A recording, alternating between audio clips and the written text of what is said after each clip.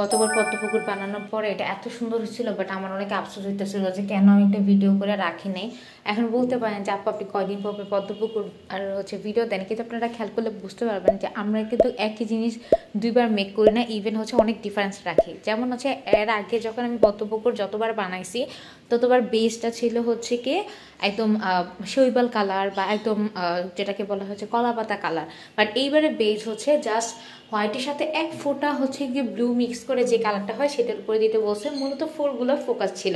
তো হ্যান্ডমেড প্রোডাক্টে কিন্তু এটা একটা মজা যে সবার কাজের ক্ষেত্রে একটা ডিফারেন্স থাকে, যে কারোর সাথে কারোটা মিল হয় না, কারণ সেম প্রোডাক্ট আমরা নিজেরা বানানোর পরে আবার রিক্রিয়েট করতে পারি না।